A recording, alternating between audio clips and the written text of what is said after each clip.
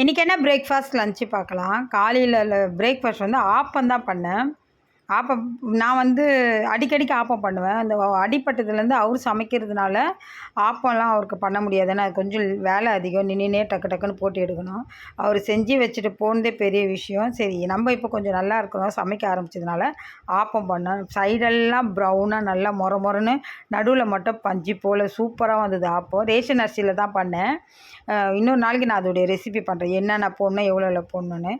இது ஆப்பத்துக்கு என் பையனுக்கு தேங்காய் பால் தான் ரொம்ப பிடிக்கும். எங்கள் வீட்டுக்காரர் வந்து வடைக்கறி செஞ்சேன். ஏன்னா அவருக்கு வடைக்கறியும் ஆப்பம் தான் பிடிக்கும். இந்த வடைக்கறி வந்து கடலை மாவு அரைச்சிட்டு இட்லி இட்லி சட்டியில் வேக வச்சா அது கொஞ்சம் வெந்த பிறகு பொடிச்சு போகலாம். எனக்கு இட்லி குக்கர் மேலே இருக்குது, எட்டாது.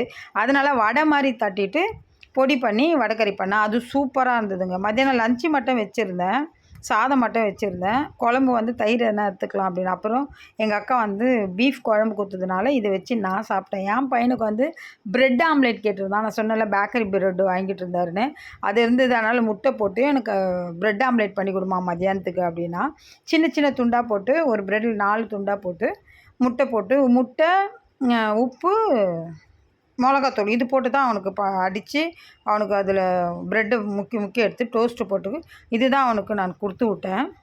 ஸ்நாக்ஸ்க்கு வந்து காரா சேவ் தான் கொடுத்து விட்டேன். நாளைக்கு என் பையன் வந்து டூரு போகிறான். விஜிபி வண்டர்லா போகிறான். அதுக்கு வந்து அவனுக்கு வாமிட் வரும். அந்த பஸ்ஸில் போனால் ஆட்டோவில் போனால் வராது. பஸ்ஸில் போனால் காரில் போனால் வரும். அதனால் புளிப்பு மிட்டாய் வாங்கி கொடுமானா.